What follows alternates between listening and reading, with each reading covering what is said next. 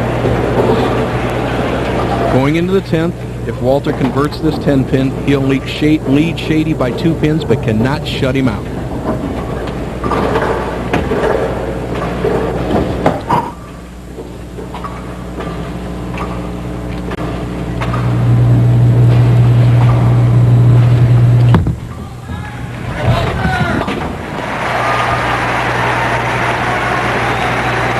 Done. All of a sudden he's become very quiet wearing that wireless microphone. Yeah, it makes a big difference when you're 27 pins ahead working on a double, and all of a sudden you're down to the 10th frame. You can't shut out your opponent. The best he can do is 224. Shady will determine his own fate.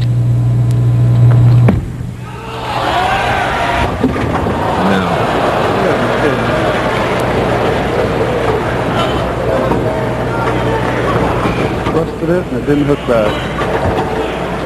Walter Ray, a washout. Needs to get the ball to the left of the head pin, drive it into the 10.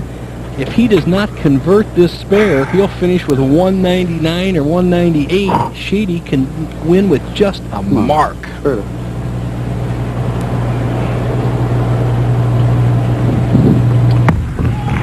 Come on, baby, come on! Yeah!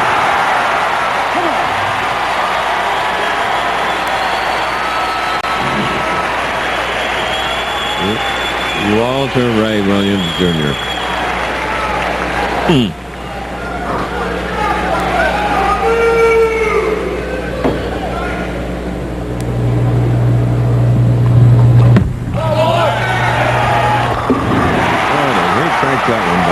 Well, he came back, Chris, but the big trouble was the 6-pin count in the 10th frame. He has put Shady in a mark where he just needs 9 spare strike to win. Shady does not need to throw a double to go on to bowl Tim Criss for the championship. We have a possibility of a tie. We have not had one all year long.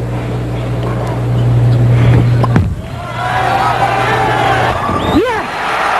We will not have one today in this match. Mike Shady has come from behind to defeat Walter Ray Williams, Jr. Wow. This ABC Sports presentation of the Professional Bowlers Tour will continue after these messages and a word from our ABC station.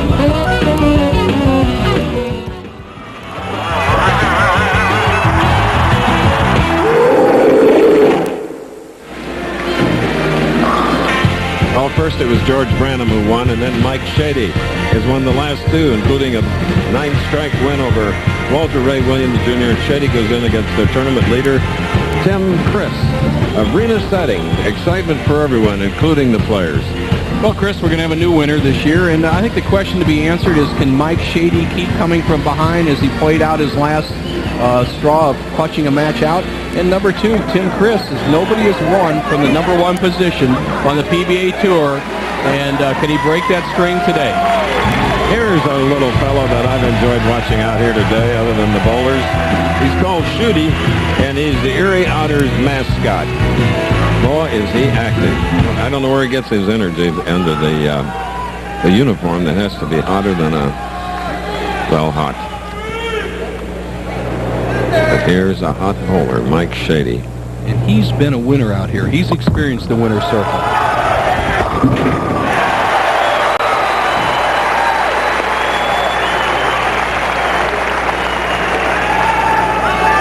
Now our first look today at Tim Criss, but the 4th time on television in 1997 for him with a 5th, a 4th, and a 3rd.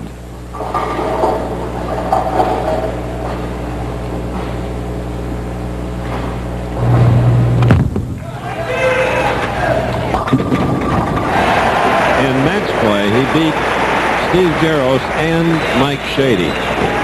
He was 14 and 10. Gets a good break. The first frame trips out to 4-7. Tim Criss has not won a match in the championship round this year on the PBA Tour, and he would like to get out to a quick start. He's always dug a ditch for himself and really trailed early in matches, so it'd behoove him to get a double in the 2nd frame.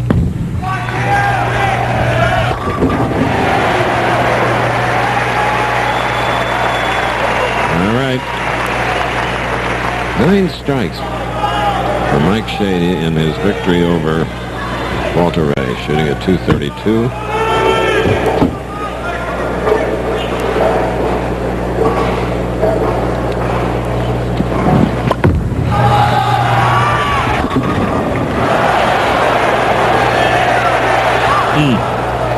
Almost. That's the break that Criss got in his opening frame.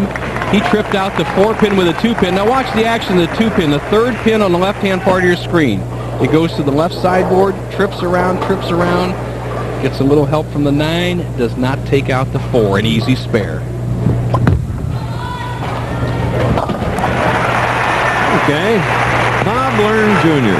Brian Joy Berry once more. Hey, Bobby, Bo Burton here, and I know you're very active in the PBA Scholarship Fund. What can you tell us about it, pal? Well, I'll tell you what, I'm proud to be spokesperson for the PBA and this American Charities scholarship. It's a great way for the PBA to tie in, not only for promoting bowling, but also for higher education for the youth of today. Good stuff, partner. And as we look at Mike Shady out there, he's a product of a full bowling scholarship to the University of Nebraska, a good friend of ours, and one of the great coaches, Bill Straub, who bowled on the tour, has developed tremendous talent out there. We saw Rick Steelsmith, who was a Wichita State graduate. He won our national championship last week. The college players are making their way on the PBA Tour.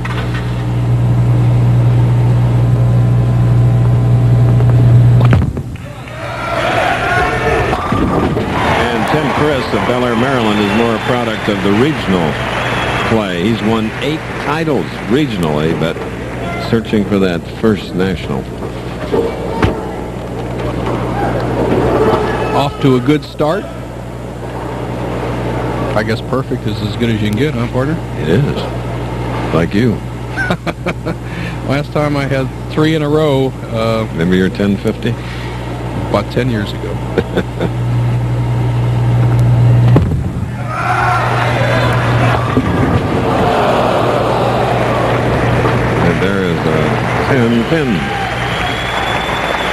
Tim Criss is emblematic as you see him leave a weak 10. You watch the action of the 6-pin, the right-hand part of your screen.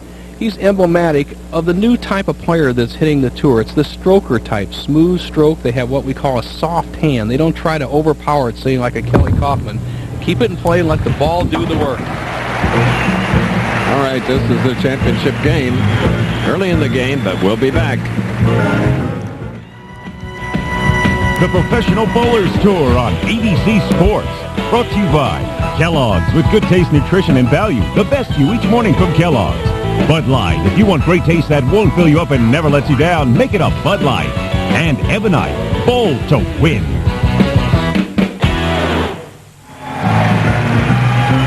There's a great shot in Civic Center Arena.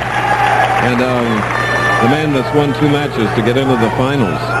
Trailing by 19, Mike Shady. He has a strike up, though.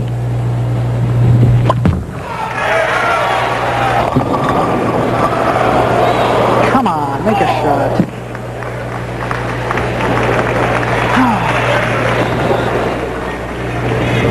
Make a shot, Bo. Well, Shady has a fairly easy spare as you look at the profile of our 4 lanes. We're looking at 3 and 4, and he's just going to go across lane. He's going to stand here and there. I'm going to say he's going to use the center of the lane. There's not much oil to worry about. He'll be right down that arrow.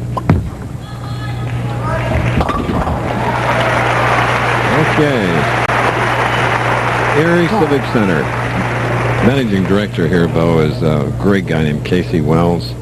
And he won the top award of the Association of Arena Managers because of bringing Professional Bowlers Tour telecast into this facility. Wow, well deserved, and it's just beautiful. Shady, 5th frame championship game. Both players need a win to qualify the Brunswick World Tournament of Champions. Start, come on. 18.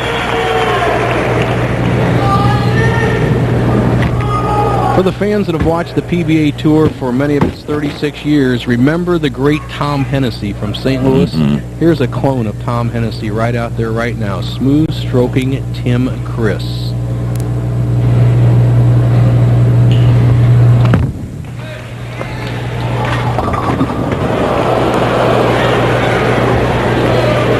6-7-10, Nelson. Well, no lead is sacred out here on the tour as every player gets in a position to lock up a match, and they make the same mistake. Decelerate, don't send the ball wide enough, pays the maximum penalty, leaves the 3-6-7-10. He can make this. Get the ball to the right of the 3-pin. It's almost like shooting the baby split. Throw the 3 into the 7. The ball will do the rest.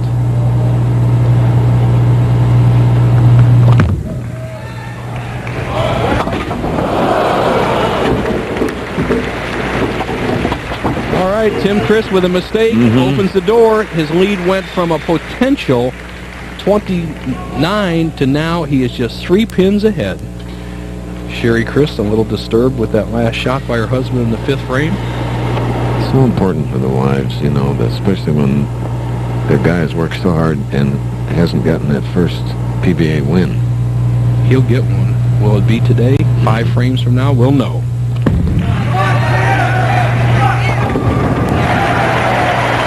Good bounce back from the open frame. But Mike is quickly up, and he has a strike working. He's shooting now in the 6th of the title game. Flagship Open. Nancy and George Warren are the chairpersons who have really inspired the city of Erie.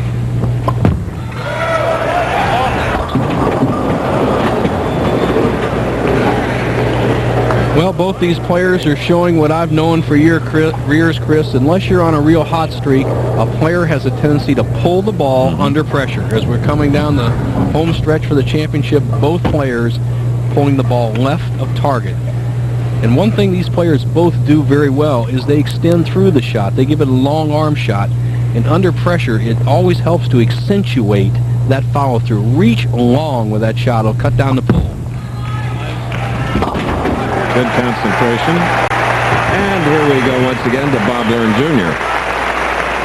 I'm with Walter Ray. Walter, it looked like you had the match well in hand. Disastrous 8th frame, and then you moved in, and it looked like you all hung on you in the 10th. You've got an uncanny string of events here the last 3 shows you made. What's going on? I guess I'm trying to get that Steve Nagy award, let my opponents win. I don't know, the 8th frame I tugged a little bit, and then 10th frame I just made sure I got it right. I was surprised it didn't hook back more, but I guess I didn't get any fingers in it because it didn't hook back.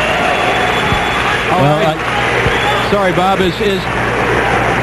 As Mike Shady strikes for the 4th consecutive time on the left-hand lane, the Steve Nagy Award, Criss, is for the nicest guy on tour, but they don't pay much for nice guys, Walter. You better step it up in the championship round next time. All right, Tim Criss. Strike up, 7th frame.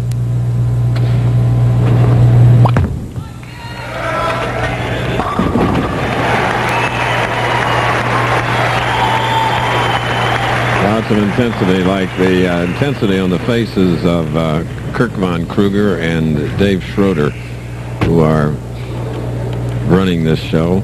Kirk, the tournament director, and Dave, the publicity director.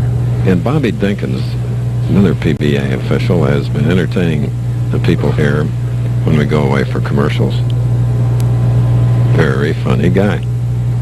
All right, possible 23-pin lead with another strike. What a break.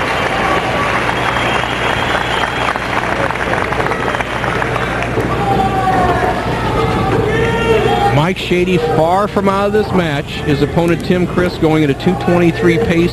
Shady a possible 2:40, but he has to conquer this testy right-hand lane. He has not struck on the right-hand lane this match. Got it, baby.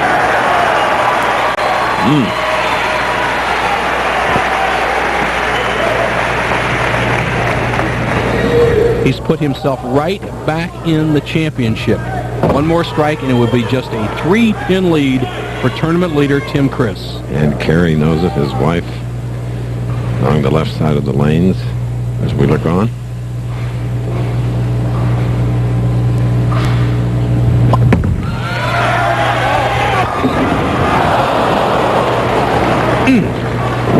Little bit of bounce on that one. Too much loft on the synthetic lane. The ball bounced just a pinch and did not flip up on the back end. You'll see it right here. He released it. See that bounce? Now the ball doesn't quite flip, and the 6 doesn't have the impetus to knock out the 10. He really needed that shot.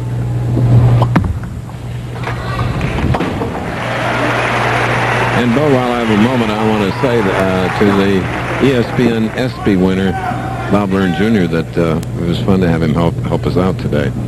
Well, he did a terrific job, and I have to remind him he is now a former champion of the Flagship Open. That's right. Right now, every match has been given away at this point. Tim Criss has a chance to lock it up. Can he slam the door? 9th frame.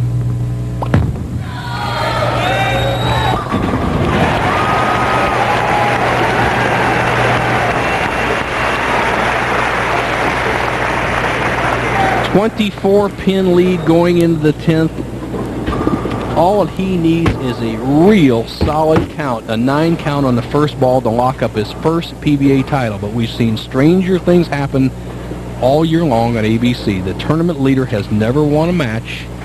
He could be the first. Strike or spare, he wins.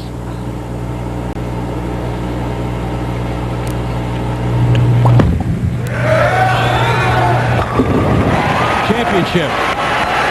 Oh. That's breaking that maiden knot. What a thrill that is. Oh, my. Tim Criss. Number 1. After 13 years, a member of the PBA. We'll be back. Well, Tim Criss has made a believer of everybody. He can win on the PBA Tour, $18,000 and his first PBA title. Criss Shankle, you're with the champion.